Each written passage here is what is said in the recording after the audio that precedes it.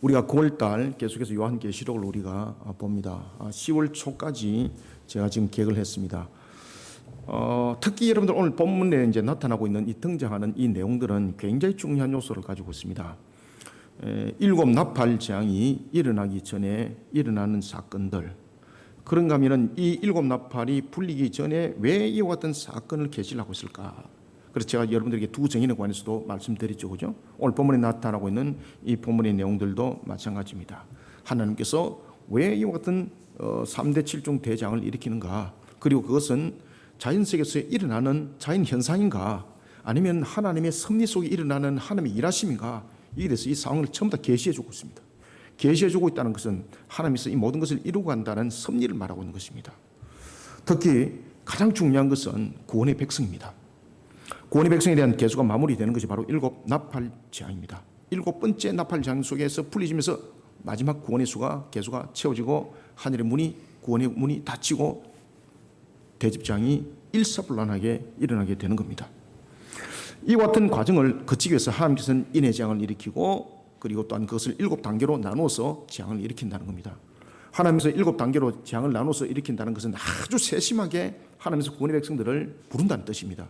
예를 들면은 재앙을 내릴 때도 이것을 견뎌서 받을 수 있는 재앙이 있고 견뎌서 받을 수 없는 부분들의 성도들이 있습니다. 완악한 자들은 처음부터 완악한 자들을 돌이키기 위해서 한꺼번에 완악한 부분에서 재앙을 내려버린다. 그러면은 이 완악한 자가 돌아오지만은 그 남은 부분들에 대해서는 이 재앙을 견디지 못하는 것이죠.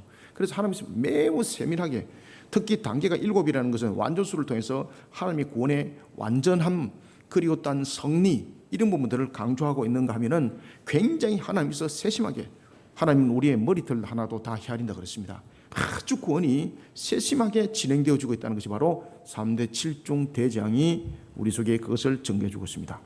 그런가 하면 또한 이런 재앙을 통해서 등장하는 것이 있습니다. 바로 교회의 역할입니다. 에클레시아입니다. 아주 중요하다는 것이죠.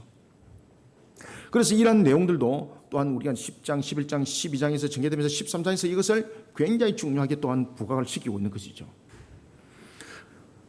교회의 역할은 무엇인가?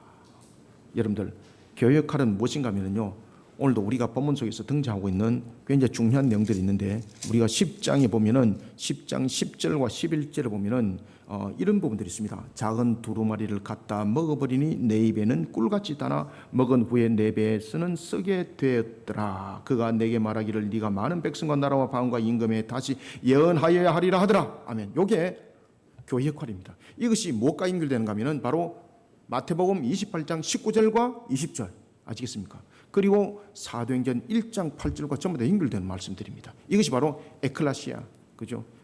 교회 속에 밖에 있는 자들을 부르는 역할, 이것이 에클레시아 에크와 이 교회 역할 속에서 함께 어우러지는 것입니다.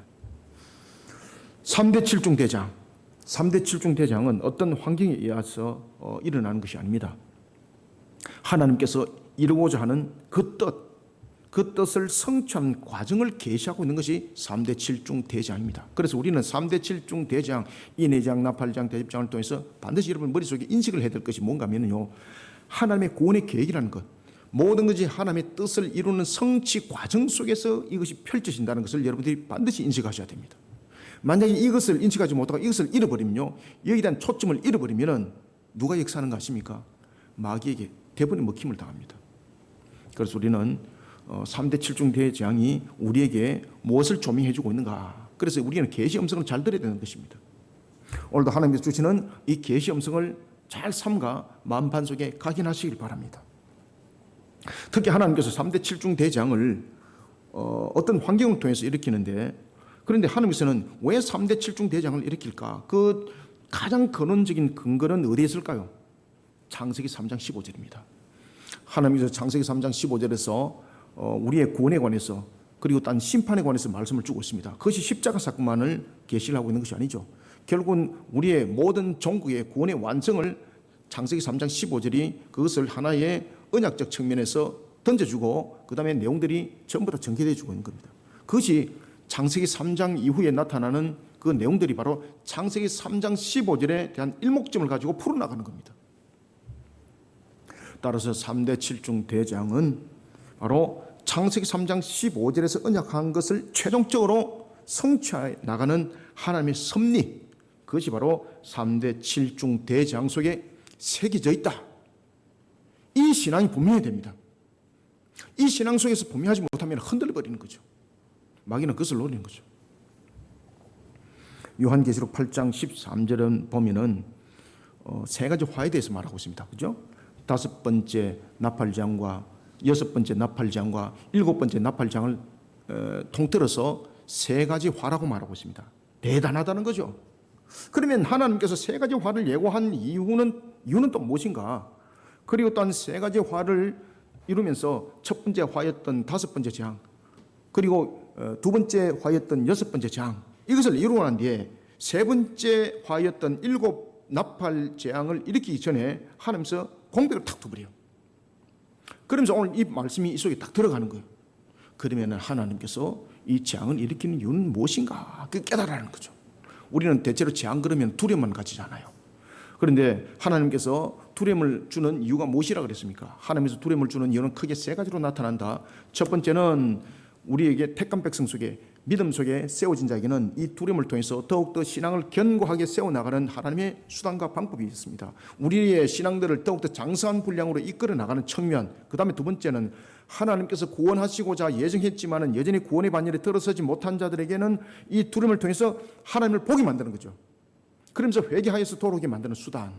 그 다음에 세 번째는 이 두려움은 바로 불신 세력들입니다. 하나님을 대적하는 세력들입니다. 우상 숭배자들, 마귀에 속한 자들, 하나님이 어떤 분인가를 두려움을 통해서 증거해 주고 있습니다. 따라서 마귀의 세력을 포함한 불신 세력을 향해서는 두려움은 바로 심판의 지옥의 맛을 보여주는 것입니다. 따라서 이러한 3대 7중 대장 속에서 구원의 백성을 부르는 마지막 수단인 7번째 나팔이 불리기 전에 이와 같이 하나님께서 장막을 잠깐 멈춥니다. 딱 멈추고 이 속에 다시 한 번 더 계시 말씀을 주는 이유는 바로 이와 같이 우리에게 두려움을 주는 화가 하나님의 구원의 백성들을 부르는 측면에서의 중요한 내용이라는 것입니다. 우리는 이런 부분에 대해서 종말의 정인이 되어야 합니다. 종말을 정하는 정인이 종말이 무엇을 의미하는지도 알지 못하고, 종말이 무엇을 주목해야 되는지도 알지 못하고, 종말에 대해서 어떻게 써야 되는지도 알지 못한다면 총체적 불행에 이르게 됩니다. 그래서 종말의 정인들은 종말에 대해서 반드시 잘 아셔야 됩니다. 그래서 교회는 종말에 대해서 분명한 것을 자세를 가지고 있어야 합니다. 성도들은 종말에 대해서 분명한 신앙의 자세를 가지셔야 됩니다. 우리는 종말을 증거해야 할 정인들입니다. 그 뜻을 이루기 위해 하나님의 섭리 가운데에 놓이는 자들이라는 것을 반드시 각인하시길 바랍니다. 그러니 우리의 가치는요, 세상의 가치로 절대 비교하지 마십시오. 세상의 사람들이 여러분들 보고 좀 떨어진다 말할지라도 절대 그 말에 주목하지 마시기 바랍니다. 하나님이 여러분들을 주목하고 있습니다. 우리는 종말의 정인으로서 하나님의 섭리 앞에 우리는 어떤 정인의 모습을 취해야 될 것인가? 우리는 세상적 측면에서 우리를 비교해서는 되는 것이 아닙니다. 이 정인은요, 세상의 가치관으로 비교해서 나타나는 것이 아닙니다. 우리는 과연 종말의 정인으로서 어떤 모습을 취해야 되는가? 7번째 나팔장이 불리기 전에 하나님께서 우리에게 답을 주고 있습니다. 아주 중요한 답을 주고 있습니다. 대단히 중요한 답을 주고 있습니다. 그것이 바로 오늘 10장 마지막 하이라이트입니다. 9절, 10절, 11절입니다. 자, 그러면 먼저 앞서서 우리가 1절부터 4절 봅시다. 우리가 종말의 정인으로서 하나님의 섭리 앞에 우리는 어떤 신앙의 자세를 가져야 될까? 먼저 1절을 함께 읽어봅니다. 시작.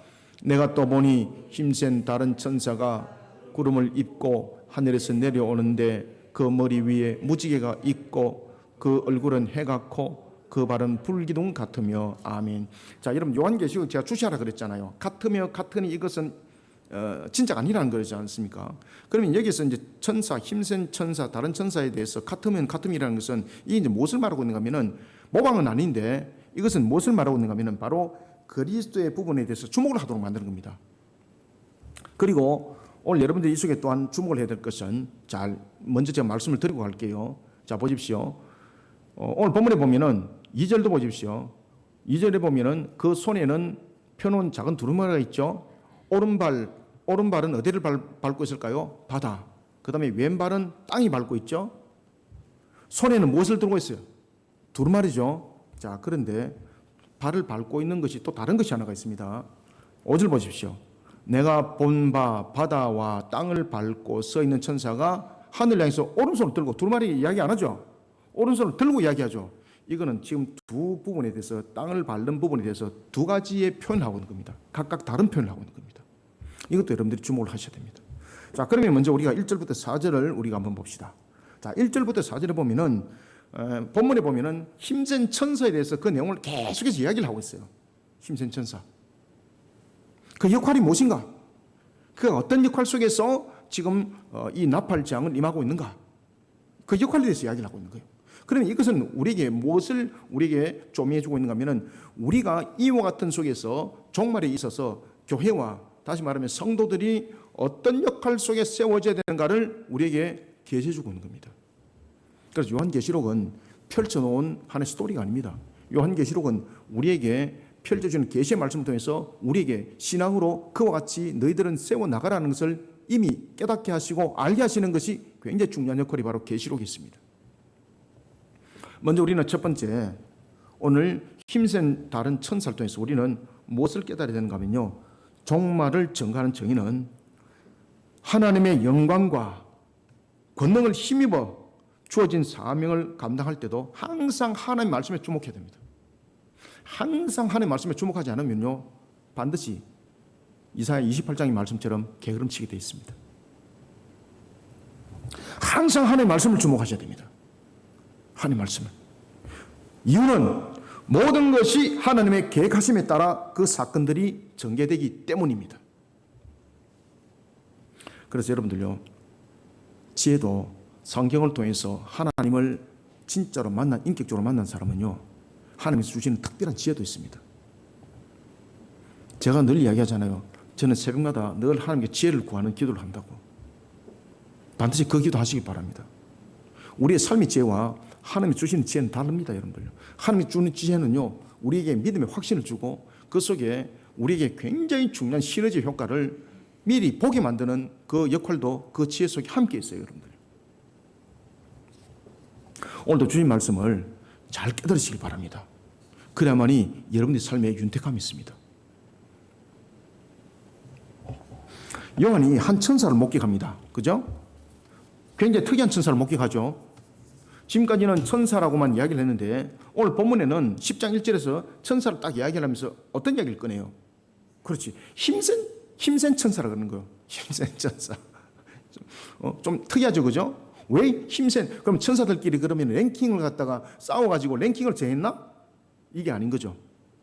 그러면 힘센 천사라는 것은 강력한 하나님의 사명을 부여잡은 자를 말하고 있는 것이거든요. 특히 힘센 천사의 모습을 딱 보십시오. 머리 위에는 무엇이 있습니까? 자, 머리 위에는 무지개가 있다고 그랬습니다. 무지개 같은 것이. 그리고 얼굴은 어떻다 그랬습니까? 해 같다 그랬습니다. 이게 누구의 모습인가, 여러분들요? 이 그리스도 모습이거든요. 하나님의 영광이거든요. 근데 왜 천사에게 이것이 같으니 이런 모습을 지금 전개하고 있을까라는 것입니다. 발도 보십시오. 불기둥이잖아요. 그러면 이 힘센 다른 천사를 통해서 세 가지를 가지고 설명한다는 거예요. 아시겠습니까? 그의 권위와 능력을 말하는 것이 아니라 이미 하나님께서, 제가 창세기 3장 15절에서 말씀하셨죠? 창세기 3장 15절에서 하나님께서 우리에게 은혜 언약을 주셨습니다. 이것을 우리는 복음의 시작이라 하여서 신학적으로 원시 복음이라고 말합니다. 원시 언약, 그죠? 시발점이다. 복음의 시발점이다. 그래서 원시 언약이라고 말해요. 자, 그 언약을 이루어지면서 제일 먼저 나타났던 언약이 무엇입니까? 무지개 언약이잖아. 그죠? 무지개 언약. 창세기 9장. 기억나십니까? 노아를 통해서 하나님께서 다시는 물로 심판하지 않아야 하겠다. 그죠? 무지개 언약. 이 무지개와 그리고 해와 발은 이런 부분들 전부 담고 있습니다. 하나님의 언약을 성취한다는 측면. 무지개는 바로 노아의 언약을 말하고 있습니다. 창세기 9장 8절부터 17절에 노아와 맺었던 언약을 계시하면서 새하늘과 새 땅이 도래되기 전까지 피조 세계를 보존할 것을 밝히고 있습니다. 그러니까 이 재앙이 일어나면서 피조 세계를 하나님께서 멸망 속에 두지 않는다는 겁니다. 그러면 피조 세계를 재앙을 주는 이유는 무엇인가? 바로 구원의 백성을 부르기 위해서 재앙을 준다는 거죠. 재앙이 일어날 때마다 지구가 종말이 온 것처럼, 지구가 마치 사라지는 것처럼 그런 재앙들이 오는데, 하나님의 구원의 백성들을 완전히 그 구원의 성취가 이루어지기까지는 하나님께서 이 땅을 없애지 않는다는 겁니다. 그것이 바로 무지개입니다. 언약, 약속. 그 다음에 해는 무엇인가? 해는 여러분들 영광을 표현하고 있습니다. 영광. 바로 이와 같이 천사는 예수 그리스도는 아니지만은 그분의 형상을 지금 반영하고 있습니다. 특히 불기둥은 또 무엇을 우리에게 조명하고 있나요? 여러분, 불은 두 가지로 나타납니다. 불은 심판 나타날 때는 이것은 지옥의 불입니다. 그죠? 그런데 하나님의 택한 백성에게는 이 불이 무엇입니까? 보호하심이에요. 보호하심. 지키심과 보호하심이에요. 그래서 불로 표현 안 하고 불기둥으로 이야기를 하는 거예요. 1절 주목해 보세요. 그러니까 이 다른 단어 하나하나들을 놓치지 마셔야 되는 거예요. 불기둥은 바로 출애굽기 13장 21절부터 22절이라면 두 가지를 의미합니다. 하나님께서 자기 백성을 떠나지 않겠다는 하나님의 약속입니다. 구름기둥은 인도하심이라면 불기둥은 자기 백성을 떠나지 않겠다는 하나님의 강력한 의지예요, 여러분들요. 그런가 하면 또한 불은 무엇을 말하고 있습니까? 자기 백성을 지키겠다는 하나님의 보호하심이 그 속에 함께 있는 거예요. 이런 천사를 가리켜서 힘센 천사라고 칭하고 있는 거예요, 여러분들요. 그래서 천사 간에 무슨 싸워서 능력 있는 천사가 말하는 것이 아니라 하나님의 섭리 가운데 지금까지 언약이 성취되는 측면에서 이 모든 부분들을 함께 조명해주고 있는 거예요. 지금 이게 계시해주고 있는 것이죠. 이런 힘센 천사 손에 작은 두루마리가 들려져 있습니다. 그리고 이런 천사가 말할 때 7이라는 완전수가 우레라는, 여러분 잘 아시는 그런 천둥소리와 함께 합쳐져 있습니다. 이것은 무엇인가 하면 완전하신 하나님의 말씀에 대한 위엄과 능력을 바라는 사역이 펼쳐질 것을 계시하고 있는 거예요. 이게 천사가 들고 있는 작은 두루마리는 온 세상을 향한 하나님의 섭리가 어떻게 효력을 발할 것인지 계시하고 있습니다. 그래서 오늘 본문에 이런 말씀을 주고 있습니다. 오른발은 바다를 밟고 왼발은 땅을 밟고, 그런데 그 땅을 밟는 그 모습 속에 손은 무엇이 있더라? 두루마리가 있더라. 아시겠습니까? 두루마리는 하나님의 뜻을 성취한다는 뜻이거든요. 온 세계, 온 나라 위에, 모든 피조 세계 위에 하나님의 승리를 선포하고 있는 것이고, 그리고 하나님의 뜻의 성취를 이야기를 하고 있는 것이 바로 오른발은 바다를 밟고 왼발은 땅에 밟고라는 말씀이 이것을 깨닫게 하고 있습니다. 자, 1절부터 4절을 함께 읽어봅니다. 시작. 내가 또 보니 힘센 다른 천사가 구름을 입고 하늘에서 내려오는데 그 머리 위에 무지개가 있고 그 얼굴은 해 같고 그 발은 불기둥 같으며 그 손에는 펴놓은 작은 두루마리를 들고 그 오른발은 바다를 밟고 왼발은 땅을 밟고 사자가 부르짖는 것 같이 큰 소리로 외치니 그가 외칠 때에 7 우레가 그 소리를 내어 말하더라. 7 우레가 말을 할 때에 내가 기록하려고 하다가 곧 들으니 하늘에서 소리가 나서 말하기를 7 우레가 말한 것을 임봉하고 기록하지 말라 하더라. 아멘. 하나님께서 요한에게 말씀 계시할 때에 두 가지를 명령합니다. 방금 읽었던 말씀처럼 하나는 사람들에게 공개할 계시된 말씀입니다. 그죠? 그리고 또 하나는 무엇입니까? 사명과 사역을 가진 자에게는 계시하되 모든 사람에게는 공개하지 않아야 할 계시 말씀입니다. 그래서 그 말씀을 임봉하고 기록하지 말라 이렇게 말하는 거예요. 임봉하고 기록하지 말라. 무슨 일 때문에 하나님께서 이렇게 말씀하셨을까요? 이유는요, 하나님의 신비에 속한 것이기 때문입니다. 우리가 신비를 종말에 특히 신비를 쫓아가게 되면 어떤 현상이 나타나겠습니까? 신비를 쫓아가게 되면 여러분 마귀에게 덜컥 무리죠, 그죠? 마귀가 그 역할들을 하고 있지 않습니까? 그러면서 나타났던 것이 두 짐승의 사건 아닙니까? 하나님께서 그것을 딱 지금 규격을 딱 정하는 겁니다. 그러니까 그 사명을 감당하는 자들에게는 그 상황을 알게 하시고, 그 다음에 복음으로 부른 자들에게는 그 상황을 계시하지 말라는 거죠. 그들에게 그 말씀을 선포하지 말라는 거죠. 왜 그런가 하면 그렇게 잘못 선포하게 되면 두 짐승의 사건을 긍정적으로 받아들이게 된다는 거죠. 지금 이해됐습니까? 그래서 하나님께서 그것은 인봉하라는 거예요. 인봉하라. 하나님의 신비에 속한 것인데 이것이 잘못 전개되게 두 짐승의 사건들이 오히려 그것이 긍정적인 반응으로 받아들이게 되는 겁니다. 특히 유한성을 가진 사람에게는 일일이 계시할 것이 있고 그들에게 계시하는 것보다는 멈추는 것이 더 중요할 때가 있습니다. 종말의 정의는 하나님의 영광과 권능을 힘입어 사명을 감당할 때도 항상 하나님의 말씀에 이름을 주목하셔야 됩니다. 하나님의 계획하심과 일하심에 대해서 우리가 이해할 수 있는 것도 있고 그렇지 못한 것도 있습니다. 종말의 정인에게는 이해를 앞세우는 신앙이 되면 안 됩니다. 항상 종말의 신앙은 믿음과 순종이 매우 중요합니다. 그래서 종말의 신앙 속에는요, 이해하는 신앙이 아닙니다. 여러분 요한계시록 보십시오. 이해가 되겠습니까 이거? 가장 요한계시록의 중요한 포인트가 무엇인가 하면 믿으라는 것이죠. 그러면서 순종하라는 것입니다. 두 짐승에게 나타났을 때 두 짐승에게 속임을 당하는 이유가 무엇입니까?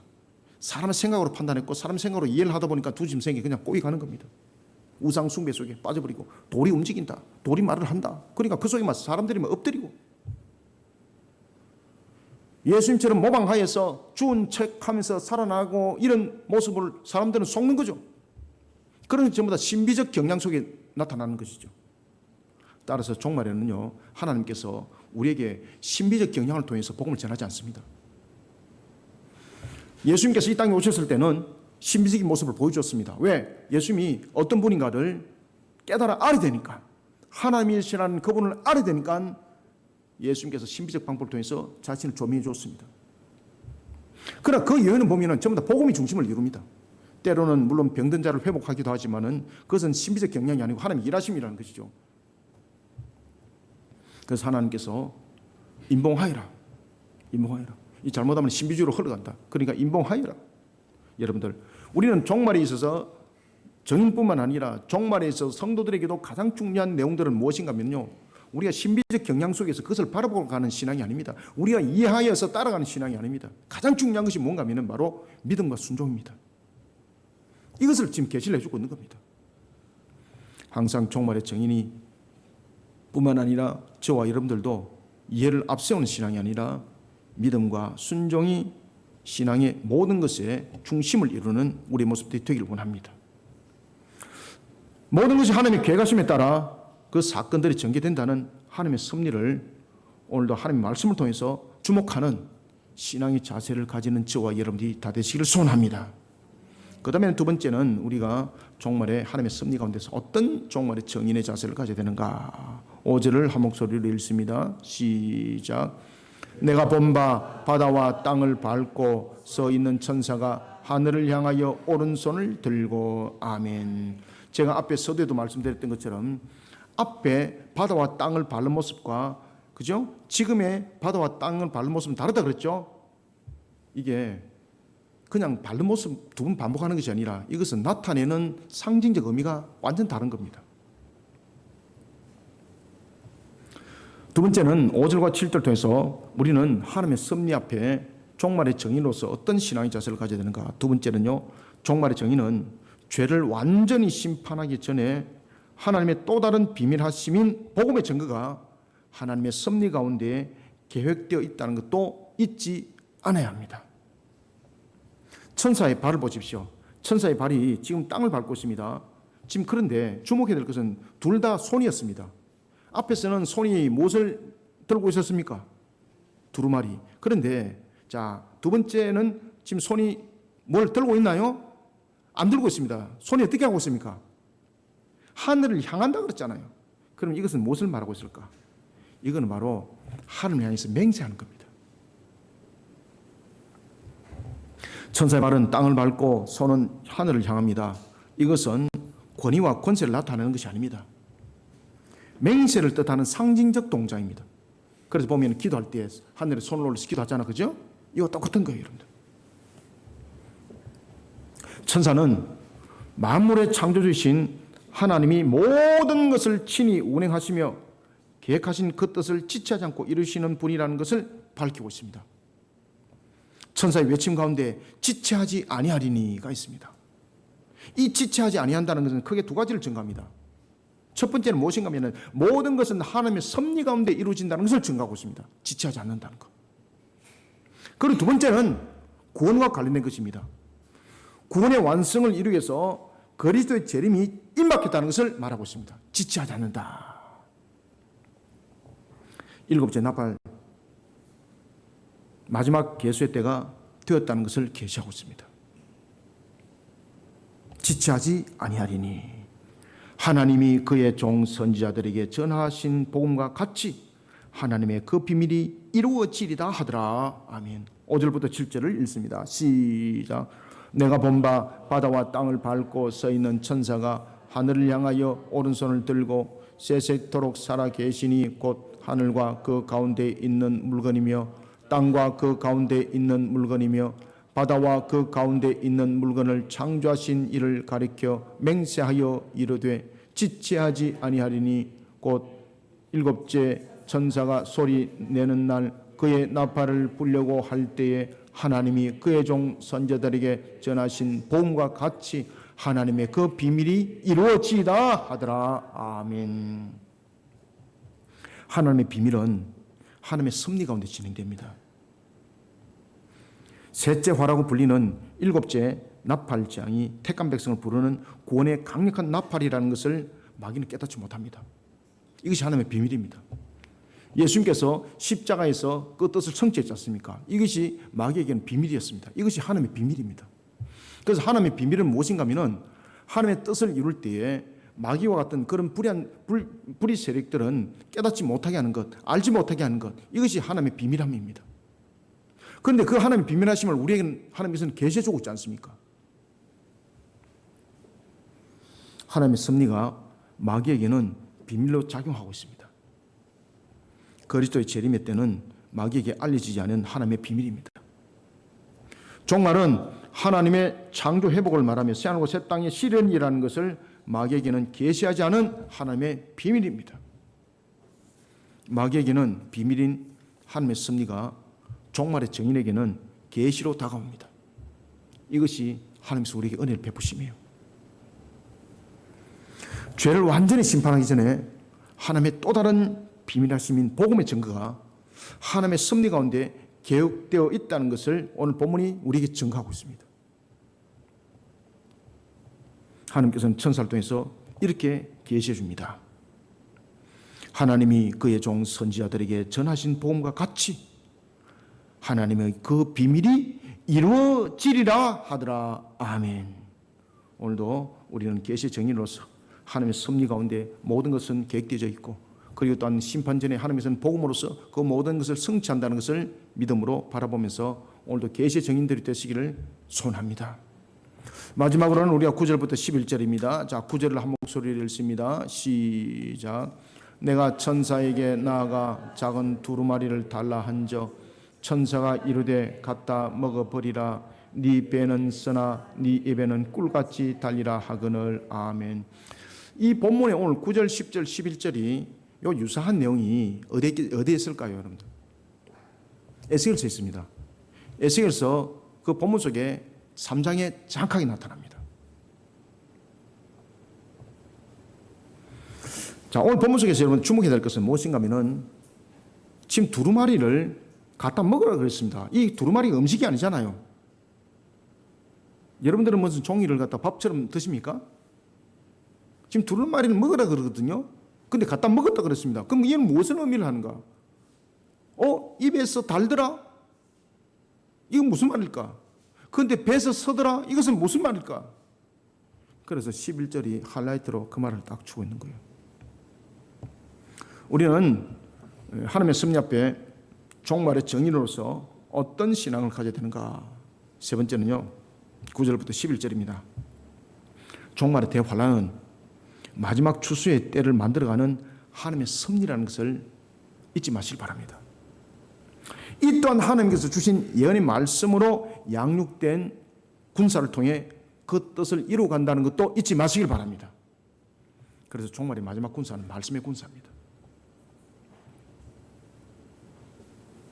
요한에게 계시 말씀이 전달됩니다. 작은 두루마리를 갖다 먹어버리니, 작은 두루마리를 갖다 먹었다. 이게 무슨 말인가? 그리고 예언의 말씀이 요한에게 계시로 다가옵니다. 그 말씀에 대해서 그가 깨닫습니다. 지금 여기서 작은 두루마리를 갖다 먹었다는 것은 무슨 말인가 하면은 그가 하나님의 말씀을 그가 받아들였다는 겁니다. 그죠? 만판 속에 새겼다는 겁니다. 만판 속에 지금 각인하고 새겨졌다는 겁니다. 그래서 두루마리를 갖다 먹었다는 거예요. 그 말씀을 들어서 한쪽 귀로 듣고 흘려보냈다는 것이 아니에요. 그 말씀을 받아들였다는 거예요. 그래서 그것을 먹었다고 말하는 거예요. 그런데 이 말씀이 어떻더라? 그 말씀이 달더라. 달다는 것은요, 그 말씀에 대해서 깨달았다는 거예요. 자기가 깨달았나요? 하나님께서 은혜를 베푸셔서 깨닫게 해주십니다. 그러니까 이 마음속에 기쁨이 충만한 거예요. 그래서 그것을 달더라라고 표현을 하는 거예요. 하나님께서 주신 그 말씀을 믿음으로 받아들였습니다. 그리고 믿음으로 받아들이니까 내 지식으로 이해하는 그것은 믿음이 아니라는 것이었습니다. 하나님이 주신 말씀을 믿음으로 받아들이니까 성령께서 나를 감동감화시켜서 그 말씀을 깨닫게 하시니 그 말씀이 무엇인지를 알았다는 것이죠. 그래서 내 속에 달더라는 뜻이에요. 하나님 말씀의 깨달음에 대한 기쁨, 성령 충만한 상태, 그것을 달더라라고 말을 한 겁니다. 계시 말씀을 깨닫게 한 이유는 무엇이겠습니까? 계시를 성취를 이루기 위해서 그에게 하나님의 뜻이 증거되는 것만 끝나는 것이 아니라 하나님의 뜻이 사명과 사역과 연결되도록 하기 위해서 그에게 말씀을 깨닫게 해줬다는 것을 11절에서 이야기를 하고 있는 거예요.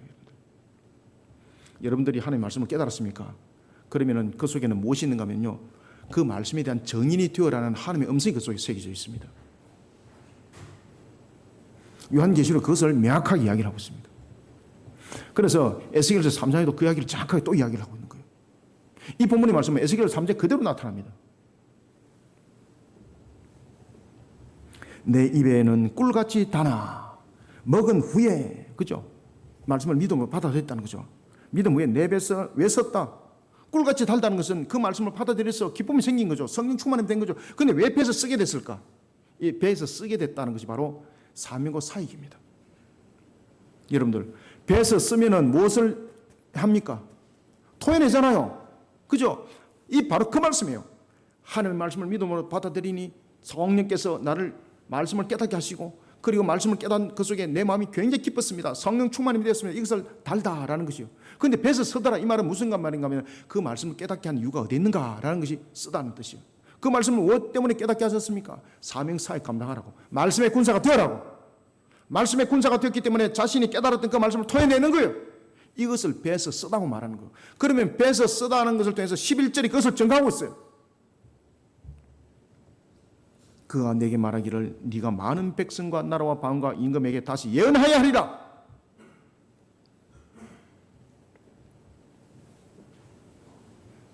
하나님의 말씀이 종말의 대환란의 심판을 담고 있는가 하면은 기쁨이 이 속에 함께 동시에 발동되는 것이 이 마음속에 있는 겁니다. 달다, 쓰다. 그러니까 이 쓰다는 것은 그 말씀을 뱉어낼 수밖에 없는 것이죠. 그러면 이 말씀이 쓰다는 것은 또한 무엇을 증거하고 있는가 하면은 이 말씀이 쓰다는 것은 종말의 대환란에 대한 내용들을 담고 있습니다. 종말의 대환란은요, 잔치하는 것이 아니라는 거예요. 종말의 대환란은 무엇입니까? 바로 고난과 고통이 그 속에 있기 때문에 그 말씀을, 예언의 말씀을 먹었는데 쓰다는 것입니다. 그리고 쓰다는 것은 뱉어낼 이유를 설명하고 있습니다. 두 가지를 함께 설명하고 있는 거죠. 쓰다는 것은 첫 번째는 종말의 환란에 대한 고통과 고난에 대한 것을 말하고 있고 상태를 말하고 있고 상태 설명입니다. 그 다음에 두 번째는 쓰다는 것은 역할 설명이에요. 상태와 역할을 두 가지를 설명하고 있는 것이 바로 쓰다라는 단어가 조명해 주고 있습니다. 상태와 역할, 이것이 쓰다. 그래서 11절은 이렇게 증가합니다. 그가 내게 말하기를 네가 많은 백성과 나라와 방언과 임금에게 다시 예언하여야 하리라. 아멘. 계시의 말씀을 준 이유는 무엇이겠습니까? 하나님께서 구원하시기로 예정한 자를 복음으로 부르는 입술이 되도록 하기 위해서입니다.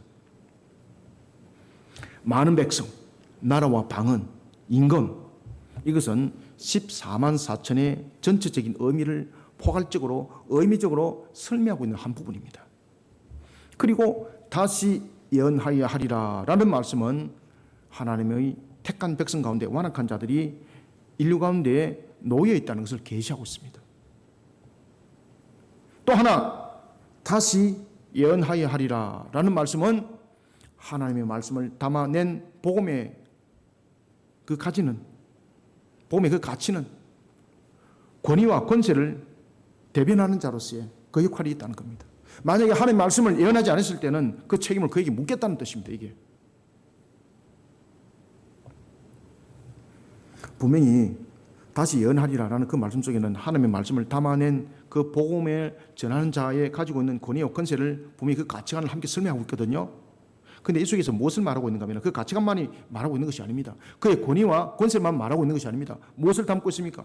네가 만약에 이 깨달은 계시 말씀을 네가 예언하지 않는다면, 전하지 않는다면 너는 반드시 그 책임을 물을 것이다. 의무와 강제성을 담고 있습니다. 이건 선택이 아닙니다. 의무와 강제성입니다. 의무와 강제성은 무엇입니까? 반드시 그 값을 묻는다는 겁니다. 그 본인에게.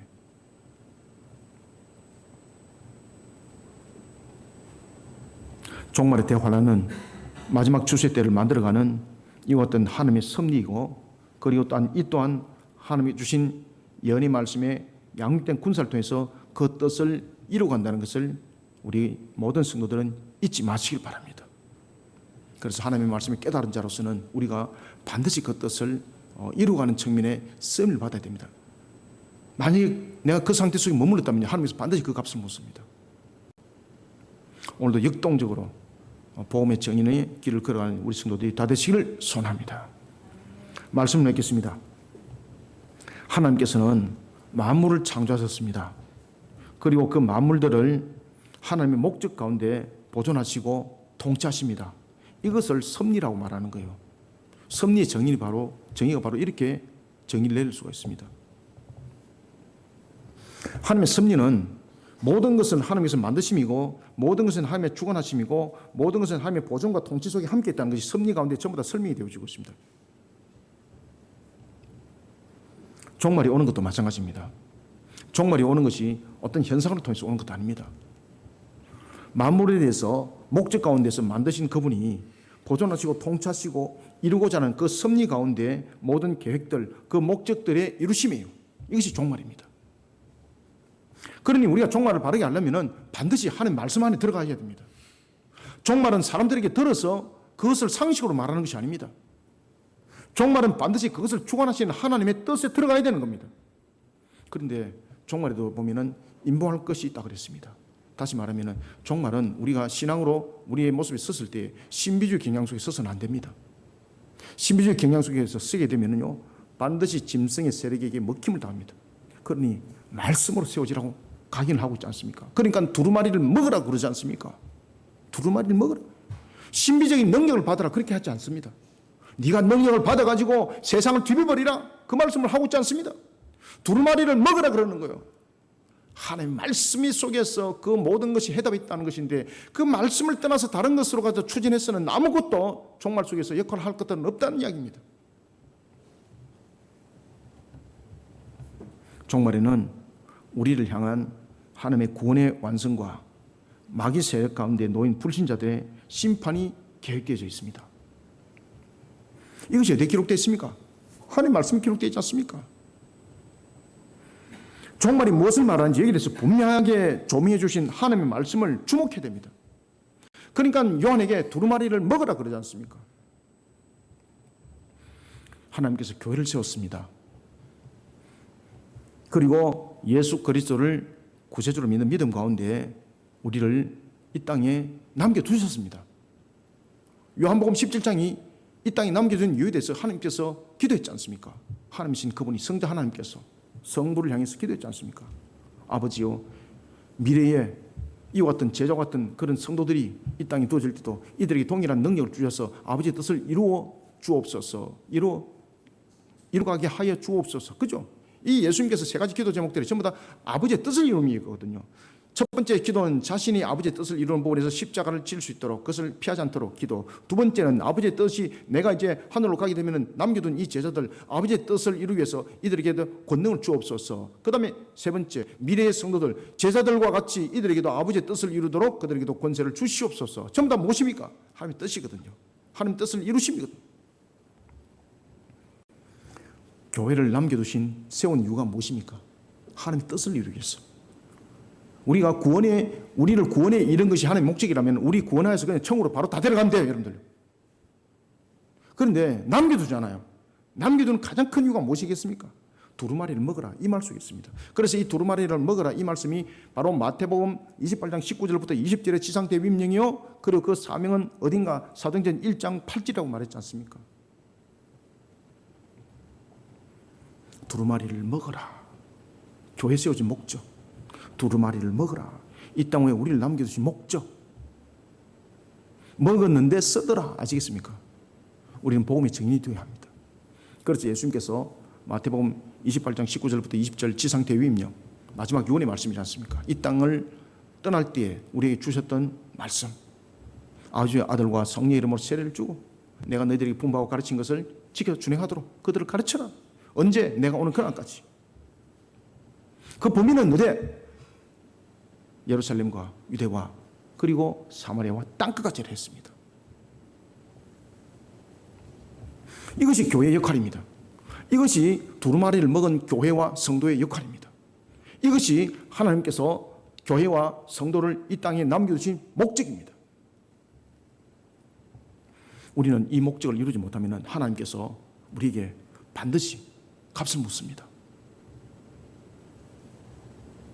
그래서 교회는 시집가고 장가하는 것에 북치고 장구치는 일에 잔치 벌리는 일에 주목이 되는 것이 아니라 하나님의 말씀을 잘 가르치고 하나님의 바른 말씀과 바른 교리 속에 잘 가르침을 받고 그리고 그 사명 속에서 달려가는 자들이 되어야 되는 것이죠. 제가 남녀 전도회에 숙제를 하나 준 것이 있었습니다. 전도를 어떻게 할 것인가 결정을 짓고 저에게 보고를 하라. 그때 보고를 했는데 목사님 금요 기도회 전에 우리가 전도하기로 했습니다. 그래서 제가 속으로 웃었습니다.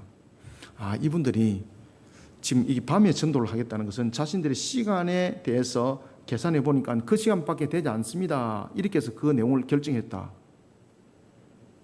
그런데 그 속에 여러분 하나님의 비누하심에 일하심이 있다는 걸 알고 계십니까? 그것이 하나님의 섭리라는 거예요. 제가 그래서 그날 기도를 해드리면서 전도 나가기 전에 제가 말씀드렸죠, 그죠? 이 밤이라는 것은 우리에게 굉장히 중요한 역할을 하고 있습니다. 새로운 시너지의 효과, 쉼을 준 것은 우리에게 새로움에 탈진했던 에너지를 공급받는 역할들을 하고 있는 것이거든요. 이런 밤은 우리에게 굉장히 중요한 역할들을 하고 있습니다. 그런 부분에서. 그러면 우리가 복음을 전하는 부분에서도 굉장히 효과적인 내용들이 될 수 있습니다. 자, 여름에 아침 전도가 굉장히 효과적입니다. 여름에. 그런데 아침 전도는 우리가 정류소 또는 지하철 입구 외에는 아침 전도는 불가능합니다. 왜 그런가 하면 사람들이 거기에 집중되어 있고 그 외에는 사람들이 전부 다 바삐 움직이기 때문에 복음을 전할 수 있는 시간이 없습니다. 그런데 버스 정류소는 버스 올 때가 기다리잖아요. 그렇기 때문에 1분이라도 그들에게 복음을 전할 수가 있는데 그 전해받는 사람에게 마음의 여유가 별로 없습니다. 그런데 저녁은요 달라요. 저녁도 퇴근 시간은 바쁩니다. 배고프고 집에 빨리 가야 되기 때문에. 그런데 우리가 금요 기도회 전에 8시에 이제 전도를 합니다. 이 부분들은 시간적 측면에서 굉장히 안정적 시간입니다. 왜? 저녁을 먹었죠. 배가 부르죠. 그러면 사람은요 심리적 측면에서 여유로움이 생기게 되어 있습니다. 사람은요 배에 먹는 것이 차게 되면은요 사람이 마음이 일단 너그러워져요.